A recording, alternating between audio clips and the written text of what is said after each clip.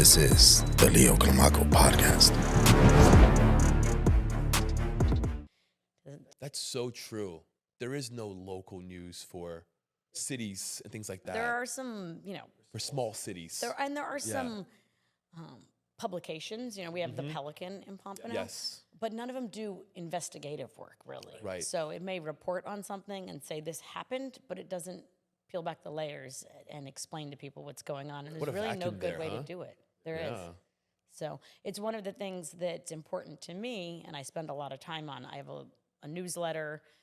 I've started doing some videos to explain things and give updates about what's going on so that people can get that information. So the state, the county, and the city really impacts people's lives. The state, I go back and forth with our state representative, our state senator, and talk about how the work they're doing in Tallahassee and how it matters to us. And like I said, I advocate for Pompano however I can. Things like short-term rentals, that's a big issue in my neighborhood. I can imagine. But the state, Airbnbs, yes, right? Exactly. The state controls that, and they don't let us make rules for Airbnb. For Airbnbs, Really? we can have a registration process, but we're not allowed to restrict the number of them, the length of stay, nothing. So when someone comes to me with an Airbnb problem, I have to say, we do what we can with code compliance and BSO at the city level, but if you really want to make big changes, the state controls that. They preempt us. Yeah, no, it's so true that you gotta pay attention to local politics. As you were saying earlier, the removal of one lane on Atlantic just caused so much issue, and that affects you daily, and we don't think about that. It affects productivity. It affects businesses. It affects the local economy right there. It affects whether you decide you're going to coach soccer or not because you can't get there on time every night. I mean, it really has big ripple effects. It really does. Let me ask you a question. This is more of a personal curiosity. Why are there so many floods? Well, you've been in Florida how long? 4 years. 4 years. So are you saying... fairly new. Okay. So are you saying floods relative to when you got here or just in general? And you What I live mean in Fort is- Lauderdale. So. Well, no, I'm actually in Pompano. Okay. Well, you... Yeah, I'm on Briny. Okay. I guess a better question is, why does it take so long for the water to go down? Why does it build up so much? Well, I think the water table is higher than it used to be, right? So there's a saturation point in the ground, and it can only percolate at a certain rate. But I ask this question all the time because I grew up down here or spent my high school years down here in Hollywood and came back 13 years ago in 2011. And for sure, it floods so much worse than when I got here in 2011. A heavy rain results in standing water and flooding of our roads in ways that it did not 13 or 14 years ago. Yeah. So I have some theories on it, but we have to follow really strong guidelines from the county on drainage requirements. Okay. So if a developer puts in a new project, they have to account for all the water that on their own property there. Right. So they have, different systems that they put in place to collect the water and to absorb all of that. But I'm convinced it's not enough. I'm convinced that there's some aggregate effect of all this concrete everywhere that is making it worse. So That just makes accounting sense. for the water that's on your parcel of land is not enough. So I personally would like to see Pompano go above and beyond what the standards are that we are required by the county.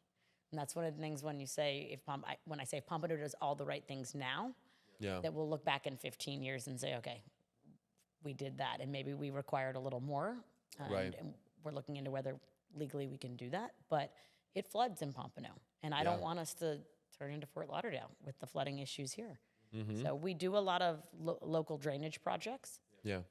And we're trying to stay on top of that, but there's always more areas. You're just constantly chasing it. I'm only asking because I lost my car 2 months ago. Where at? This was on, was that Harbor Village over there? Yeah. On that area over there, yeah. Got stuck, couldn't move. Yeah, we have parts of our neighborhood that are known to flood. Everyone knows where it is, and some areas don't. But those areas, feet and feet of standing water. Yes. So I hear you. and it's something that I'm asking similar questions about. I appreciate that. No problem. Let's talk about this weekend. We're having the air show. The drone. The drone show. drone show. Yes, the drone show. Yes. I am very excited about that. I'm taking my kids. Okay. Gonna make a day out of it. Tell me more about it. So this is, I believe it's the third year I think so. of the drone show, and every year it gets better. Yes. It's super cool. big regional attraction. So people flock to Pompano for this. It's not like 4th of July fireworks where every city has their own. It is the one event happening there. So And our pier is the coolest. it is. It's so cool. I agree with you. And then you look at the other piers around and what's happened.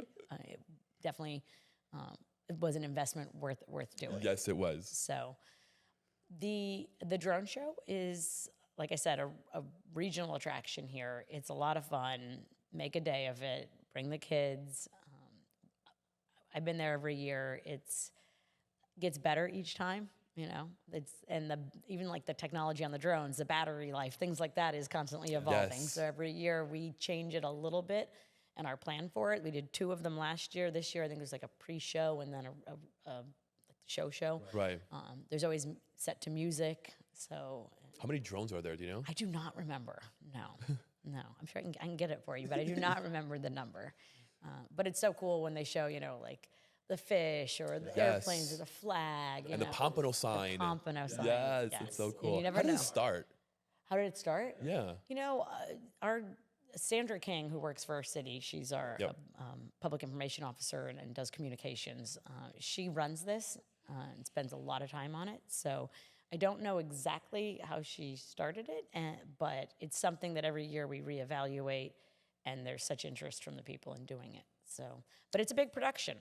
It's an expensive production. So between the drone show itself and the public safety part of it, between BSO, fire, all of the roads being shut down, the transportation, getting in and out of there is difficult. So Extremely. This year, last year we did buses, but a lot of people I knew ended up having to walk back to their cars because the buses were not really moving. So this year we have a dedicated lane for trolleys.